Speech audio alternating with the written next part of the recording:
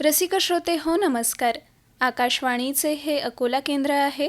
सायंकाळची 7:30 होत आहेत. FM 102.4 मेगाहर्ट्झवरून प्रसारित करीत आहोत शेतकरी बंधुभगिनींसाठीचा कार्यक्रम किसानवाणी.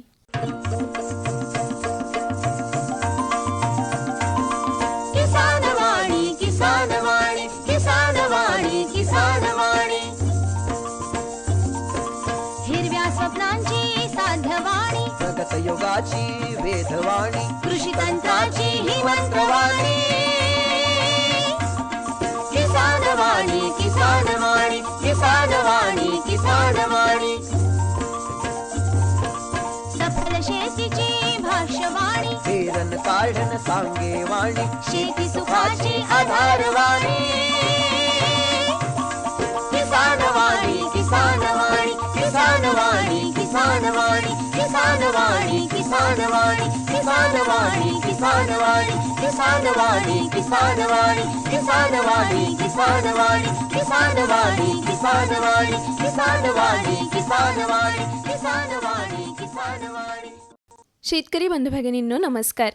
भारत सरकारच्या कृषी आणि शेतकरी कल्याण मंत्रालयाच्या वतीने प्रायोजित किसानवाणी या आपल्या सर्वांच्या आवडत्या कार्यक्रमामध्ये मी संपदा ढोके आणि मी किशोर कुकडे आपल्या सर्वांचं सहर्ष स्वागत करत आहोत. नमस्कार. संपदा, आज आपल्या किसानवाणीमध्ये शेतकरी बंधूंना काय ऐकवणार? किशोर, शेतकरी बंधुभगिनींना आपण आज ऐकवणार आहोत पावसाळ्यात घ्यावयाची जनावरांची काळजी आणि निगा याविषयी डॉक्टर R शेळके, पशुसंवर्धन व दुग्धशास्त्र विभाग, डॉक्टर पंजाबराव देशमुख कृषी विद्यापीठ अकोला यांची संपदा ढोके यांनी घेतलेली मुलाखत. त्याचसह शेतकरी बंधुभगिनींनो आपण ऐकणार आहोत दैनंदिन कृषीवाणी, जाणून घेणार आहोत उद्याचा हवामानाचा अंदाज, आजचे बाजारभाव. तेव्हा ऐकत रहा आपल्या सर्वांचा आवडता कार्यक्रम किसानवाणी. किसानवाणी किसानवाणी किसानवाणी किसानवाणी. तर संपदा, सुरुवातीलाच आपण शेतकरी बंधूंना आपला उद्याचा हवामानाचा अंदाज द्यायला पाहिजे. नक्कीच. तर शेतकरी बंधुभगिनींनो जाणून घेऊया उद्याचा हवामानाचा अंदाज, जो आपल्याला प्राप्त झालेला आहे ग्रामीण कृषी मौसम सेवा, डॉक्टर पंजाबराव देशमुख कृषी विद्यापीठ अकोला आणि भारत मौसम विभाग यांच्याकडून. पाऊस अंदाजे 9.4 मिलीमीटर, कमाल तापमान 32.9 अंश सेल्सिअस असू शकतं, किमान तापमान 26 अंश सेल्सिअस असू शकतं.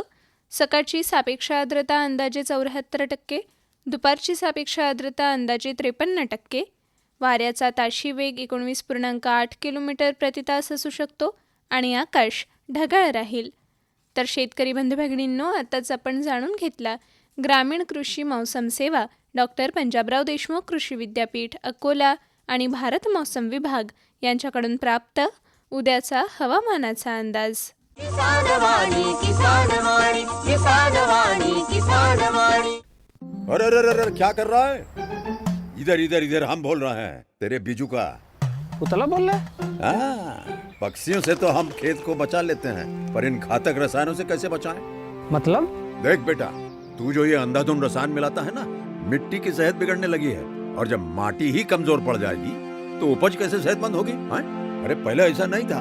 पूछना अपने बड़े बुजुर्गों से, कैसे फसल लहलहाती थी, शुद्धता झलकती थी. हाँ, माटी भी तंदुरुस्त और लोग भी. अरे अब पहली वाली बात कहाँ?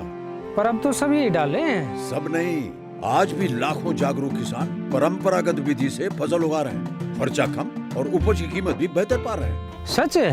रे बेटे, एक्सपीरियंस से बता रहे हैं, धूप में बाल सफेद नहीं किए हैं. हाँ. ठीक है भाई, मैं भी आज से जैविक खेती शुरू करूंगा.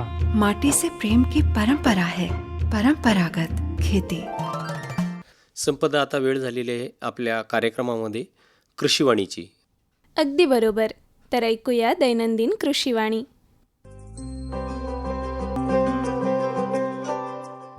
मंडळी, कृषीवाणीमध्ये आज आपला विषय आहे जीवाणू खते वापरताना घ्यावयाची काळजी, ज्याबद्दल आपल्याला माहिती प्राप्त झालेली आहे डॉक्टर पंजाबराव देशमुख कृषी विद्यापीठ अकोला यांच्याकडून. तर मंडळी, जैविकापासून जीवाणू खते तयार केलेले असल्याने त्यांची विशेष काळजी घेणे अनिवार्य आहे. जीवाणू खतांचे पाकीट हे सावलीत ठेवावे. सूर्यप्रकाश आणि उष्णता यापासून त्यांचे संरक्षण करावे. जीवाणू खत हे रासायनिक खत नाही, म्हणून जीवाणू खत लावलेले बियाणे रासायनिक खतात किंवा इतर औषधांमध्ये मिसळू नये. बुरशीनाशके किंवा कीटकनाशके लावावयाची असल्यास अगोदर प्रक्रिया पूर्ण करून शेवटी जीवाणू खत लावावे.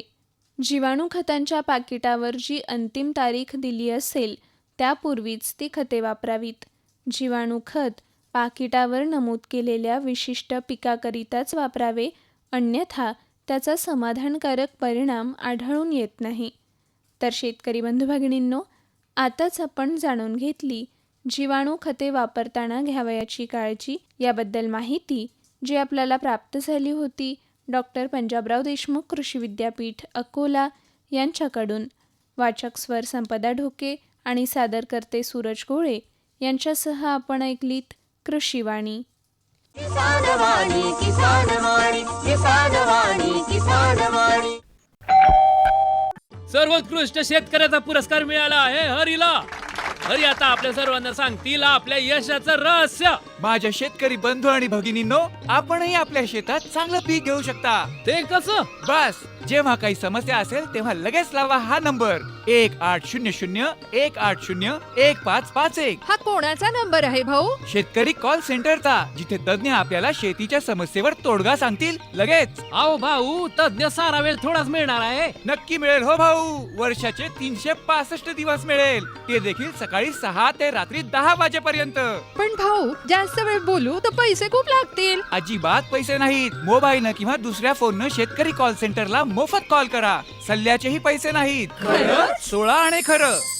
शेतकरी बंधूंनो, शेतीच्या समस्यांवर आपल्या भाषेत लगेच उपाय मिळवण्यासाठी भारतात कोणत्याही फोननं राष्ट्रीय हेल्पलाईन नंबर 1800-180-1551 वर मोफत संपर्क साधा. शेतकऱ्यांचा मित्र शेतकरी कॉल सेंटर. संपदा, मला वाटतं आपण आता मुख्य कार्यक्रमाकडे वळायला पाहिजे.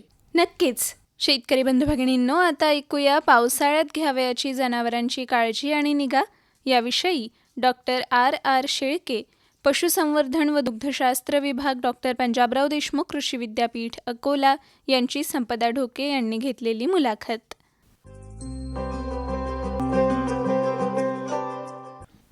मंडळी, पावसाळा हा हिरवळ, समृद्धी आणि शेतीसाठी वरदान ठरतो. परंतु याच ऋतूमध्ये जनावरांमध्ये विविध संसर्गजन्य आजार, खुरांचे विकार, परजीवींचा प्रादुर्भाव आणि चाऱ्याच्या गुणवत्तेशी संबंधित समस्या वाढतात. मग अशा परिस्थितीमध्ये नक्की काय करावं हा प्रश्न आपल्याला पडतो. आणि याच प्रश्नाचे समाधान घेऊन आज आकाशवाणी अकोला येथे पावसाळ्यात घ्यावयाची जनावरांची काळजी आणि निगा याविषयी आपल्याला मार्गदर्शन करण्याकरिता आपल्यासोबत आहेत डॉक्टर R. शेळके, प्राध्यापक, पशुसंवर्धन व दुग्धशास्त्र विभाग, डॉक्टर पंजाबराव देशमुख कृषी विद्यापीठ अकोला. नमस्कार सर. नमस्कार. आकाशवाणी अकोला येथे आपलं मनपूर्वक स्वागत आहे सर. मी देखील सर्व शेतकरी बंधू आणि पशुपालकांचे या ठिकाणी स्वागत करतो. सर्वांना माझा नमस्कार. आणि सर्वप्रथम आकाशवाणीचे या ठिकाणी मी आभार व्यक्त करतो, कारण सद्यस्थितीशी निगडीत, ज्याला मी नीडबेस म्हणतो, अशा प्रकारे आताच आपला पावसाळा सुरू झालेला आहे. अशावेळी आपल्या दुधाळू जनावरांची आपण काळजी आणि निगा कशी घेतली पाहिजेत, हा अत्यंत जिव्हाळ्याचा प्रश्न आपण या ठिकाणी चर्चेला घेतला, त्याबद्दल पुन्हा एकदा धन्यवाद. नक्कीच सर. सर, आज आपला जो विषय आहे त्याच्या अनुषंगाने सर्वप्रथम आपल्याला विचारावंसं वाटतं की आता पावसाळ्यास सुरुवात झालेली आहे, तेव्हा या वातावरणाचा दुधाळ जनावरांवर काही परिणाम होतो का? हो, निश्चितच फरक होतो. हे बघा, जेव्हा काही ऋतूमध्ये बदल होत असतो त्यावेळेस होत असलेला हवेतील उष्णता असेल, आर्द्रता असेल, आणि या अनुषंगाने होणारा बदल हा सर्व सजीवावर आपल्याला दिसून येतो. आणि दुधाळू जनावर असतील किंवा आपल्या शेती उपयोगी जनावर असतील, यांच्यावर देखील ते सजीव असल्यामुळे परिणाम होणे स्वाभाविक आहे. आणि पावसाळ्या म्हणजे विशेषतः आपण पाहतो की नुकताच उन्हाळा संपला आणि आपण 45 डिग्री सेल्सिअस तापमानावरून एकदम तापमान कमी होते आणि आपल्या हवेमध्ये आर्द्रता, ओलावा वाढतो. अशा वेळेस आपण पाहतो की जेव्हा आर्द्रता वाढते आपल्याला घाम खूप येतो, उष्ण वातावरणात आपला घाम जरी येत असला तरी आपल्याला त्याचा विपरीत परिणाम त्या प्रमाणात जाणवत नाही. आणि अशा वेळेस जेव्हा धगधग होते आणि आर्द्रता वाढते, अशा वेळेस आपण पाहिलं असेल की आपल्याला भूक देखील चांगली लागत नाही, कारण जेवण देखील चांगलं होत नाही. म्हणजेच तात्पर्याने त्या पशुवरती त्यांचा आहार असेल, त्यांचं दैनंदिन आरोग्य असेल आणि उत्पादन असेल, यावर निश्चित परिणाम होणे स्वाभाविक आहे. अगदी बरोबर. सर, पावसाळ्यामध्ये जनावरांवर काय परिणाम होतो याबद्दल आपण आम्हाला सांगितलं. त्यावर उपाय आपल्याला काय करता येतील? हो, निश्चितपणे. आता बघा, आपण जेव्हा काही दुधाळू जनावर ठेवतो किंवा जेव्हा कुठल्याही पशुचं आपण संगोपन करतो, तर मुळातच पशुसंवर्धन हा विषय 3 टप्प्यावर आधारित आहे. म्हणजे 3 पिलरवर तो उभा आहे असं म्हणण्यास हरकत नाही. प्रथम ज्या ठिकाणी आहे ते म्हणजे जनावर आपण प्रजनन, दुसरा विषय त्या ठिकाणी आहे तो म्हणजे त्यांचं आरोग्य व्यवस्थापन, आणि तिसरा आहे त्यांचं दैनंदिन व्यवस्थापन. तर हे विचार करत असताना आपण जर पाहिला असेल तर जेव्हा प्रजननाचा विषय आपण घेतो त्यावेळेस मी स्वाभाविकपणे आपल्याला सांगतो की यामध्ये जनावरांचे जे प्रकार पडतात त्यांना देशी जनावर म्हणतो आपण किंवा विदेशी जनावर म्हणतो. त्यांच्या शरीराची जी जडणघडण आहे ती वेगळी आहे. आपण पाहिला असेल म्हैस असेल किंवा गाय असेल त्यामध्ये फरक आहे. जसं गायीमध्ये खांदा आहे आणि पोळा आहे, म्हशीमध्ये खांदाही नाही आणि पोळही नाही, फक्त दोन्ही पायामध्ये एक गोळा असतो, त्याला ब्रिस्केट म्हणतात.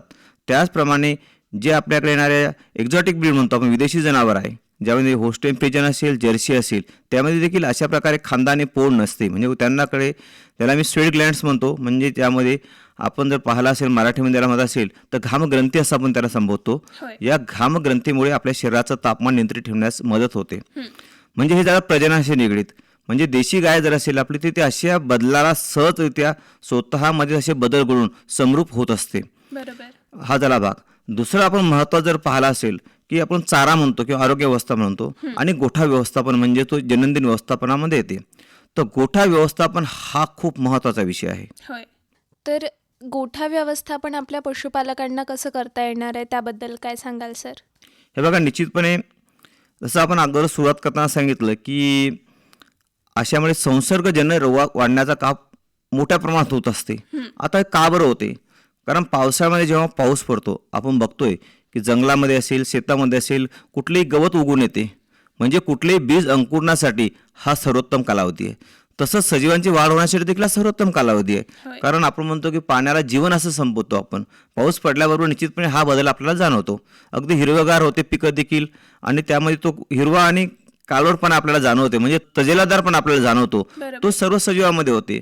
मग अशा वेळी ज्याप्रमाणे आपल्याला साथ देणारे जीवाणू वाढतात त्याचप्रमाणे आपल्याला त्रास देणारे जीवाणूची देखील मोठ्या प्रमाणात वाढ होत असते. मग हे जे जीवाणू असतील त्यामध्ये रोग निर्माण करणारे जीवाणू देखील असतातच. मग यांच्यासाठी कोणती गोष्ट महत्त्वाची, तर तुम्हाला पाण्या आला, गोठ्यामध्ये पाऊस असला किंवा आपण रस्त्यावर पाहतो डबकेस असते, अशा डबक्यामध्ये मोठ्या प्रमाणात आपण पाहतो की आपण गोचीड असतील किंवा आपल्या माणसासाठी सर्वात अपायकारक म्हणजे वेगवेगळ्या प्रकारचे मच्छर असतील, यांची त्या ठिकाणी वाढ मोठ्या प्रमाणात होते.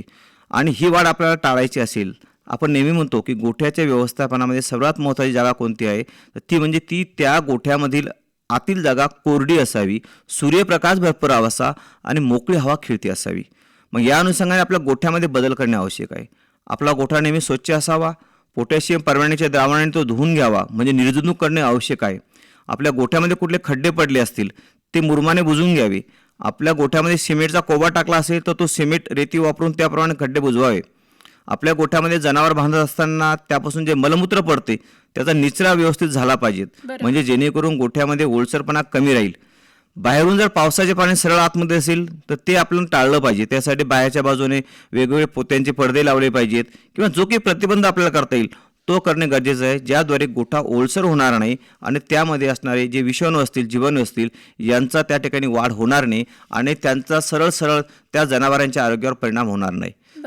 बऱ्याच वेळा असं होतं की गोठा खाली ओला राहते, म्हणजे खालची जागा ती ओल सुसून घेते आणि ओला राहते. अशा करता बऱ्याच वेळेस आपल्याला भुसा आपण ऐकला असेल, मग तुमचा तो तांदूळाचा भुसा असेल, गव्हाचा भुसा असेल किंवा कुटार असेल, हे आपण खाली जर आपण त्याला थर पसरला तेव्हा थोडी चुन्याची पावडर जर आपण टाकली किंवा चुन्याच्या पावडरमध्ये मिक्स करून जर आपण टाकला तर तो आर्द्रता शोषण करेल आणि तो गोठा कोरडा नेण्यास आपल्याला मदत होईल.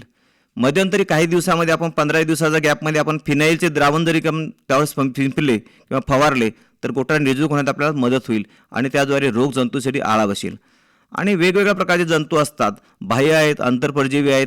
यामुळे निश्चितपणे त्यांचं जर लागण झाली तर जनावरांना विविध रोग होण्याचा देखील संभव असतो. म्हणून आपण गोठा स्वच्छ ठेवणे हे नितांत गरजेचं आहे. अगदी बरोबर. हे झालं सर निवाऱ्यासंबंधी. याच सोबत आम्हाला आपल्या पावसाळ्यामध्ये जनावरांची काळजी घेत असताना त्यांच्या आहार व्यवस्थापनाबद्दल काय सांगाल? आहार व्यवस्थापन हा देखील एक खूप महत्त्वाचा भाग आहे. कारण ज्यावेळेस आपण दुग्ध व्यवसायाचा विचार करतो तर जवळपास 60% जो खर्च होत असतो तो आहारावर होत असतो जनावरांच्या, आणि त्याचा सरळ सरळ प्रभाव हा उत्पादन आणि प्रजोत्पादनावर होत असतो. बरोबर. मग हे जर पाहायचं असेल आपल्याला, तुम्ही पाहिला असेल नेमका पावसाळा सुरू होतो त्यावेळेस आपल्याकडे असलेला कोरडा चारा असेल, म्हणजे वेगवेगळ्या प्रकारचे आपण कुटार असेल, तर हे संपलेलं असतं अशा वेळेस. आणि शेतकरी अवलंबून असतो की पाऊस पडल्याबरोबर जो शेतामध्ये जंगलामध्ये जो काही कुरणामध्ये हिरवं गवत येईल ते आपल्या जनावरांना आपण कधी देऊ, आणि जनावर देखील त्यासाठी आसुसलेलं असतं. मग अगदी छोटं छोटं जरी त्यामध्ये हिरवा चारा यायला लागला तर जनावरांना ते खाण्याचा प्रयत्न करते. बऱ्याच वेळा ते तोंडामध्ये येत नाही, मग ते तोंड त्या काय होतं त्या जमिनीला घासल्या जाते, त्याद्वारे जखमा देखील होऊ शकतात. त्याची आपण काळजी घेतली पाहिजेत. दुसरी महत्त्वाची गोष्ट अशी आहे की जनावर जेव्हा आपण बाहेर चरायला नेतो, बऱ्याच वेळेस पावसाळ्यामध्ये मोठ्या प्रमाणात पाऊस येतो, कधी कधी गारपीट होतात, विजा देखील त्या ठिकाणी होतात. विजा जरी झाल्या तर त्यासाठी आपण जे नेहमीसाठी आपल्यासाठी जी काळजी घेतो की झाडाखाली थांबायचं नाही, व्यवस्थित निवारा शोधायचा, ही काळजी जनावरांसाठी आपल्या घेतल्या गेली पाहिजेत. दुसरी महत्त्वाची गोष्ट की आपण आपल्या गोठ्यामध्ये ज्या ठिकाणी असलेला कोरडा चारा असेल, म्हणजे वेगवेगळे कुटार असेल, त्याचप्रमाणे आपल्याकडे असेल पशुखाद्य, ज्याला आपण खुराक म्हणतो, ही जर आपण साठवून ठेवली असेल तर ती ओली होणार नाही याची आपण काळजी घेतली पाहिजे. त्याने जर ओली झाली, आर्द्रता शोषण केली तर निश्चितपणे त्या ठिकाणी बुरशी वाढेल, आणि रोगकारक जीवाणूंचा त्यामध्ये जर समावेश झाला, ते जर वाढले तर निश्चितपणे ते त्या जनावरांसाठी त्याच्या आरोग्यासाठी अपायकारक असलेली कुठलीही शंका नाही. म्हणून बहुतेक वेळा आपण ही देखील काळजी घेतली पाहिजे की जनावरांनी जर फक्त हिरवा चारा जर खाल्ला तर हिरवा चारा खात असताना त्यामध्ये कोरडा भाग कमी जाईल आणि त्यामध्ये पाण्याचं प्रमाण जास्त जाईल. मग अशा वेळी आपण पाहतो की बऱ्याच वेळा जनावरांना अतिसार तो होण्याचा संभव असतो. बऱ्याच वेळा आपण पाहतो की पावसाळा सुरू झाल्यानंतर गोठ्यामध्ये जे शेण असते ते खूप पातळ होते, ते आपल्याला जमा देखील करता येत नाही. त्यासाठी आपल्याला त्या जनावरांच्या आहारामध्ये या ओल्या चाऱ्यासोबत सुका चारा, कोरडा चारा म्हणजे आपल्याकडे असलेले वेगवेगळे कुटार यांचा समावेश करणे तेवढाच गरजेचं आहे. साधारणपणे जनावरांना चारा देताना आपण म्हणतो की एक भाग हिरवा, एक भाग कोरडा आणि एक भाग आपण खुराक दिली पाहिजेत. तसंही संतुलन आपण नेहमी दिलं पाहिजेत. दुसरी गोष्ट, कुरणामध्ये ज्याप्रमाणे वेगवेगळ्या चारा त्या ठिकाणी येतो, गवत त्या ठिकाणी वाढते, काही विष बाधा असलेले गवत देखील त्या ठिकाणी वाढते. आपण फुलीचा चारा म्हणतो, कधी कधी आपण काँग्रेस वीट देखील म्हणतो, बऱ्याच ठिकाणी असते. आणि अशा प्रकारे जर हे गवत जनावरांनी खाल्लं तर त्यांना विषबाधा होऊ शकते, त्यांच्या शरीरामध्ये कॅल्शियमचं प्रमाण कमी होते. विशेषतः हा प्रकार मेंढ्यामध्ये सर्रास आढळून येतो. तर ती काळजी आपण त्या ठिकाणी घेणे गरजेचं आहे.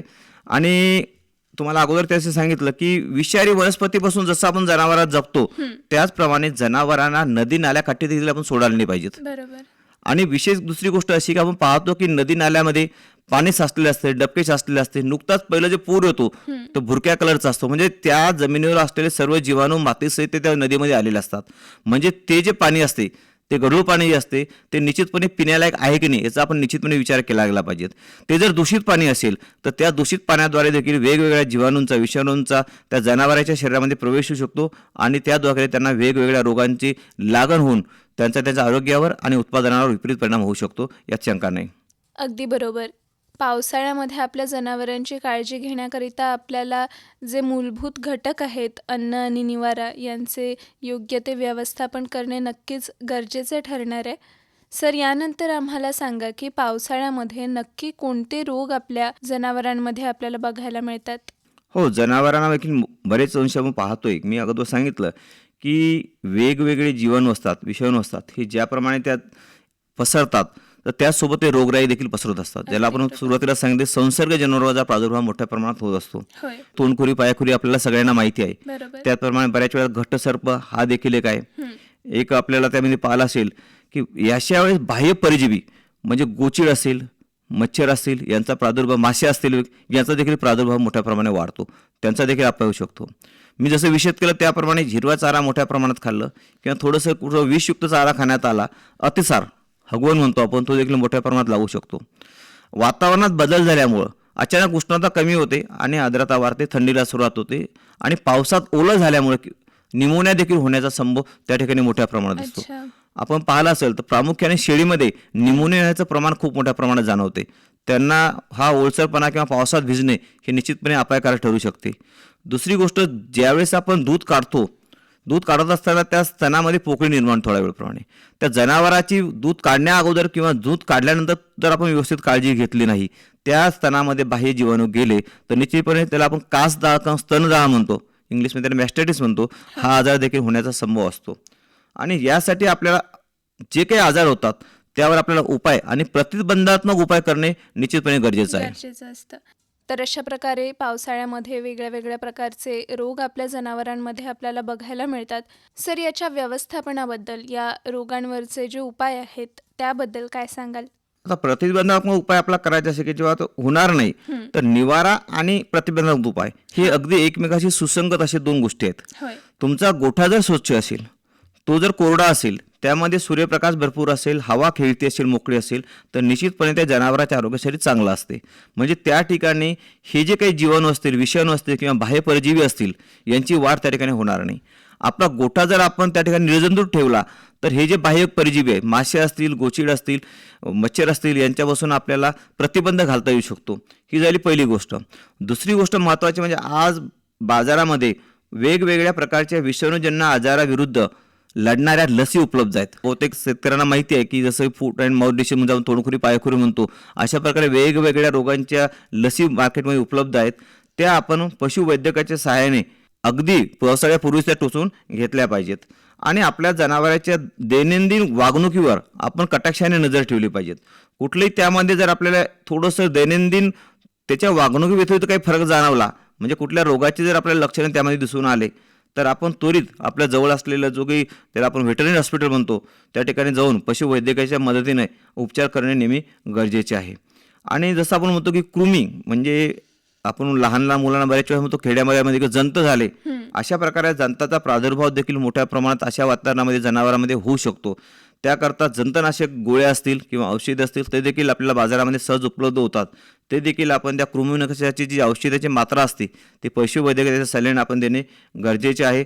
आणि हे फक्त आपण पावसाळ्यापुरतंच नाही, तर आपण पाहिलं असेल आपल्याकडे जर संकरित जनावर असतील, जर्सी असेल, होस्टेन फ्रिजन असेल, की त्यावेळी लवकर बळी पडतात. तर त्यांना वर्षभर जो काही त्यांचं वेळापत्रक ठरलेलं आहे, 1 महिना असेल, 2 महिना असेल किंवा 6 महिन्यातून एक, वयानुसार ते बदलत असते. तर पशुवैद्यकाच्या सहाय्याने किंवा त्या सल्ल्यानुसार आपण त्यांना हे जे कृमीनाशक असतात, जंतनाशक असतात, हे आपण त्यांची जी प्रतिकूल मात्रा असते ते आपण त्यांना देणे गरजेचे आहे. आणि आपण बऱ्याच वेळा पाहतो की निमोनिया हा एक मोठा घातक आजार त्या ठिकाणी आहे. बऱ्याच वेळात लहान वासरांमध्ये तर श्वास घेण्यास खूप अडचण तयार होते आणि निमोनियाचं प्रमाण जर जास्त वाढलं तर तो त्यांचा मृत्यू देखील कारणीभूत ठरू शकतो. बापरे. खरखर आज येतो आपण घशामधून वगैरे, तर अशा करता देखील ताप येणे. तर सगळ्यात महत्त्वाची गोष्ट अशी की मी अगोदर सांगितल्याप्रमाणे त्यांना अगदी पावसात ओलं होणार नाहीत आणि कोरडं वातावरण कसं राहील हे पाळणं गरजेचं आहे. आणि जसं अगोदर विषय केलं त्याप्रमाणे तुमचा गोठा निर्जंतुक करणे आवश्यक आहे. यामध्ये अजून एक गोष्ट मी सांगू इच्छितो की आपण पाहिला असेल की उन्हाळा जेव्हा जास्त अति उन्हाळा असतो, आपल्याकडे तापमान जास्त असते, तुम्ही पाहता बऱ्याच वेळेस की अशा उष्णता जास्त असताना अशा वेळेस आपली गाय असेल, विशेषतः म्हशी, ह्या त्या ठिकाणी त्यांचा मांस दाखवत नाही, म्हणजे त्या गाभण होत नाही अशा कालावधीमध्ये. परंतु जेव्हा आता पावसाळा सुरुवात झाली, अगदी 2 महिने गेले की आपल्याकडे मोठ्या प्रमाणात मुबलक असा चारा आणि पाणी उपलब्ध होते. अशा वेळेस जनावरांचं आरोग्य खूप छान राहते आणि त्यावेळेस त्यांच्यामध्ये तो माजाचा कालावधी आपला स्पष्ट दिसून येतो आणि अशा वेळी त्यांना गाभण आणि सोयीचं होते. त्यावेळेस जनावर जास्त गाभण राहते. म्हणून पशुपालकाने त्याच्याकडे विशेष लक्ष दिलं पाहिजेत. आपल्याला हवं ते पुढील वेतामध्ये जे की जात आपल्याला घ्यायची असेल त्या जनावरांमध्ये, तर कृत्रिम रत्नाद्वारे आपण लगतच्या पशुवैद्यकाच्या सहाय्याने त्यांना फळवून घेतलं पाहिजे. म्हणजे आपली पुढची जी आपल्याकडे असणारी पुढची पिढी जी आहे ती चांगल्या दर्जाची निर्माण होईल आणि दूध उत्पादनामध्ये आपल्याकडे वाढ करता येईल. तर पावसाळ्यामध्ये आपल्या जनावरांची घ्यावयाची काळजी आणि निगा याबद्दल अत्यंत विस्तृतरित्या आपण मार्गदर्शन केलेलं आहे सर. सरते शेवटी आपण आपल्या पशुपालकांना काय संदेश देऊ इच्छिता? पशुपालकांना मी एक विशेष असा सल्ला या ठिकाणी देऊ इच्छितो की पशूंचं आरोग्य चांगलं राहणं जसं आपलं आरोग्य चांगलं राहणं आहे तेवढंच गरजेचं आहे. अगदीच. त्याला महत्त्वाचं असं आहे की आपण पशु, त्या विशेषतः गाय म्हणतो आपण, तर गायीला आपण गोमाता म्हणून असं संबोधलेलं आहे. आपली माता जशी आपली काळजी घेते तर ही गोमाता आपली आणि आपल्या शेतीची देखील काळजी घेत असते. म्हणून आपल्या पशुचे आरोग्य जर चांगलं राहिलं तर त्या पशुपासून मिळणारे सर्व उत्पादनं आपल्याला चांगलंच गोष्ट देत असतात. आपल्याला दूध जर सदृढ मिळालं तर निश्चितपणे आपण दूध पिणारे जे काही असतील, आबाल वृद्ध म्हणतो आपण, लहान मुलापासून म्हाताऱ्या लोकांपर्यंत, यांची प्रकृती देखील त्याप्रमाणे चांगलीच राहणार आहे. ते जर बिमार झाले, त्यांच्यापासून जे काही संभाव्य संसर्गजन्य आजार असते ते देखील तसे पसरू शकतात. ते त्याचे महत्त्वाचं आहे. आणि विशेषतः आपल्या शेतीसाठी आपण जे शेण टाकतो किंवा गोमूत्र वापरतो, हे देखील आपल्याला चांगलं आणि सदृढ मिळालं तर त्याचा आपल्या निश्चितपणे शेतीला देखील फायदाच होणार आहे. अगदी बरोबर. त्यामुळे शेतकऱ्यांनी निश्चितपणे आपल्या जे काही आपल्याकडे दुधाळ जनावर असते, ते गाय असो म्हैस असो, यांची काळजी घेणं नितांत गरजेचं आहे. अगदीच. तर अशा प्रकारे पावसाळ्यामध्ये कुठले आजार आपल्या जनावरांना होऊ शकतात, मग त्या जनावरांची काळजी घेण्याकरिता, त्या जनावरांना ते आजार होऊ नये याकरिता कुठले प्रतिबंधात्मक उपाय करता येणार आहेत, याबद्दल, त्यांच्या आहार व्यवस्थापनाबद्दल, निवारा व्यवस्थापनाबद्दल, होणाऱ्या रोगांबद्दल, त्यावरच्या उपाययोजनांबद्दल अत्यंत विस्तृतरित्या आपल्याला सरांनी मार्गदर्शन केलेले आहे. सर, आज आपण आकाशवाणी अकोला येथे आलात आणि आपल्या शेतकरी बंधू भगिनींना, आपल्या पशुपालकांना या महत्त्वाच्या विषयावरती अमूल्य असे मार्गदर्शन केले. त्याबद्दल आकाशवाणी अकोलातर्फे आणि आपल्याला ऐकत असलेल्या शेतकरी बंधू भगिनींतर्फे मी आपले आभार मानते. खूप खूप धन्यवाद. धन्यवाद.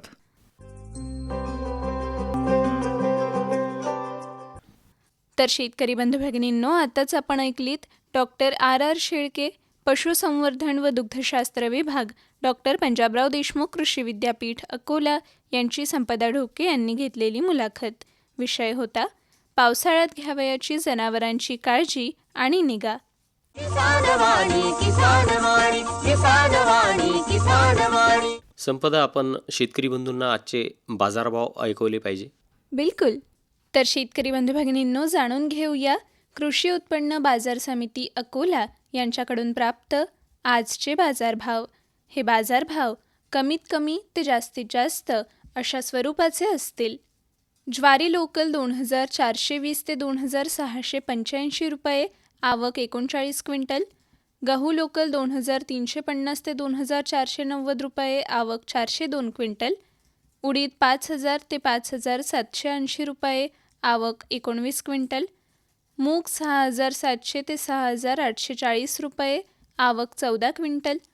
तूर 6900 ते 7990 रुपये, आवक 1124 क्विंटल. हरभरा 5880 ते 6170 रुपये, आवक 765 क्विंटल. तीळ 12025 ते 12500 रुपये, आवक 5 क्विंटल. मका 2400 ते 2400 रुपये, आवक 1 क्विंटल. करडी 4000 ते 4000 रुपये, आवक 5 क्विंटल. धनिया 10500 ते 10500 रुपये, आवक 1 क्विंटल. सोयाबीन 6000 ते 7185 रुपये, आवक 402 क्विंटल. आणि राजमा 5600 ते 5600 रुपये, आवक 1 क्विंटल. तर शेतकरी बंधू भगिनींनो, आताच आपण जाणून घेतले कृषी उत्पन्न बाजार समिती अकोला यांच्याकडून प्राप्त आजचे बाजारभाव. किसान वाणी, किसान वाणी, किसान वाणी, किसान वाणी. शेतकरी बंधूंनो, याचसह आपला आवडता कार्यक्रम किसान वाणी याला निरोप देण्याची वेळसुद्धा जवळ आली आहे. आपल्याला कार्यक्रम कसा वाटला याबद्दलच्या सर्व प्रतिक्रिया आपण पत्राद्वारे आमच्यापर्यंत नक्की पोहोचवा. तेव्हा मी संपदा ढोके आणि मी किशोर कुकडे आपली रजा घेत आहोत. नमस्कार.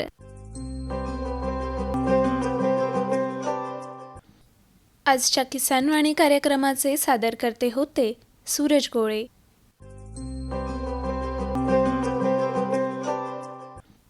आताच आपण भारत सरकारच्या कृषी आणि शेतकरी कल्याण मंत्रालयाच्या वतीने प्रायोजित किसान वाणी कार्यक्रम ऐकलात.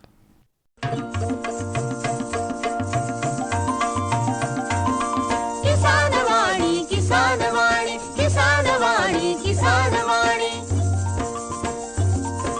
हिरव्या स्वप्नांची साध्यवाणी, प्रगत योगाची वेधवाणी, कृषी तंत्राची ही मंत्रवाणी.